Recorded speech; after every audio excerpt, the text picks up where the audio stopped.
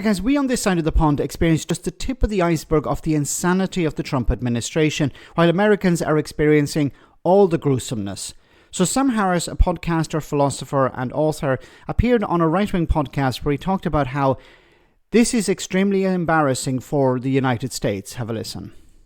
The optics of all of this are so Hunger Games and bizarre, right? I mean, we've got a White House that messages on social media like it's like the account's being run by 18-year-old trolls that just spend half their time on 4chan and then half their time on the official White House X feed, right? We got a president who forwards AI videos of him shitting on his fellow Americans, right? And half of our country imagines this is some kind of progress in political communication, right? I mean, this is the official, I don't know if you've seen this, but the official White House page that talks about the rebuilding of the East Wing of, the ballroom.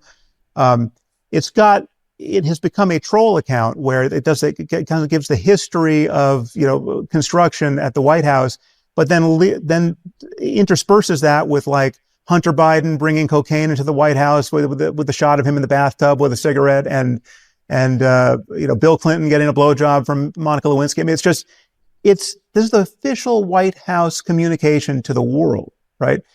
This is not, I get that it's entertaining, right? But if there's no difference between the Babylon Bee and the official White House website, we've got a problem, and we are doing massive brand damage to our country. And he's completely correct.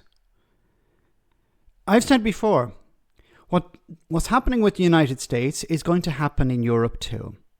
Nigel Farage, if he becomes Prime Minister, will use this sort of thing as well. I don't know if he'll be as brash as Donald Trump, but he will use the official outlets, the Home Office, each government department, to pump out Reform UK propaganda or propaganda against his enemies. Look at what Donald Trump is doing.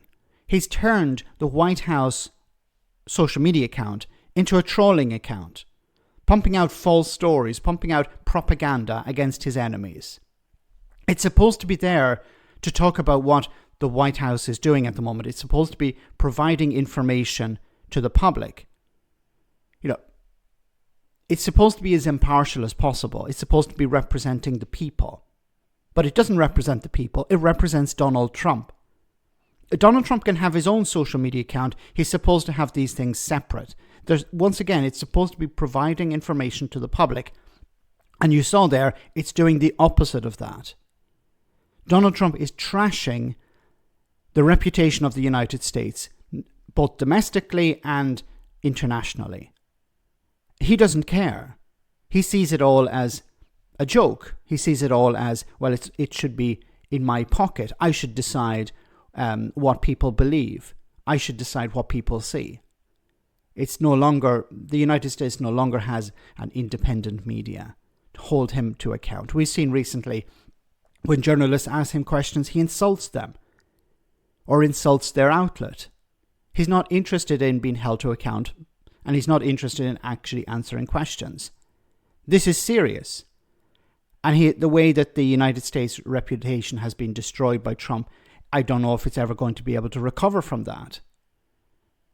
But as I said, when it comes to Nigel Farage and reform, they are trying to do something similar.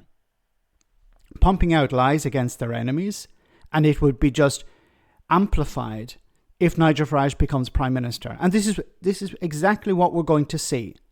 Maybe not to the same brashness, but we're definitely going to see propaganda being pumped through government channels. And the civil service may try to push back, but I think they'll be limited in what they can do.